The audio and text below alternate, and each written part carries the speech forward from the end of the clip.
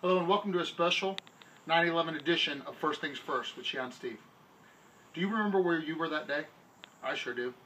It was 13 years ago. It's hard to believe, I know. And in fact, some of my students and maybe even some of the people listening to this message may not have been born yet. And if you were, you may have been too young to really remember. But if you were an adult, if you were at the age of consent in September 11th, 2001, you remember exactly where you were at. 9/11 was one of those things that psychologists call defining moments in our lives. Everyone can index that moment in time and know where they were at. I remember that I was working in my first dojo. We had just opened. I had a little 1,000 square foot place on Bruce B. Downs and State Road 54, and I had a Marine recruiter, Matt the Marine, right next door.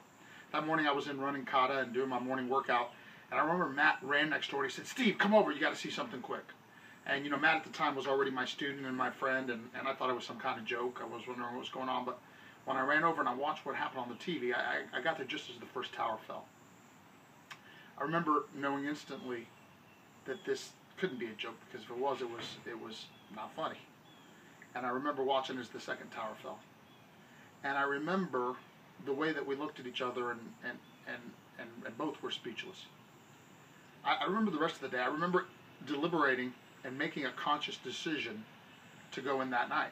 I remember that, you know, nothing like this had ever happened in history, and certainly not in the time I'd had a business. So the question was, do we go in and conduct classes tonight, or do we close in observance of this event? And I remember going in, and I remember, in fact, my wife reminded me this morning, the speech that I gave that night on the dojo floor. And I remember talking to the students and explaining that, you know, what happened to us was terrible. And the terrorists had a specific aim by what they did. But I remember explaining that we had to be there. And we had to be there to do exactly what it is that we were there to do. We had a purpose, and we had a mission. And should we falter from that purpose and that mission because of the terrorist acts, they would have won. So I challenge you this day. I actually have 3 pieces of homework for you today. Number 1 is to remember. Don't forget.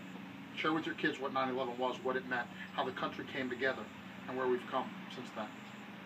Number 2, and this is maybe the hard work, but the most valuable. Identify all the terrorists in your life, the internal and the external.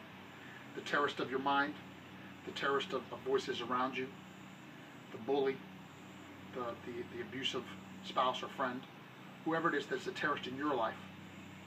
And remember what I said. If you have your eyes fixed on your chief dominant aim, on your mission, on your purpose, the only thing that you can do, or the best thing that you can do, is do that. Don't be distracted by the terrorists. The third thing is, if you're living in any area near enough to do so, I don't care if you're already a leadership student, I don't even care if you're my student, you're invited to my leadership class tonight, because I have a very special leadership class around the leadership experiences of 9/11. Thank you for listening. Make it a great day.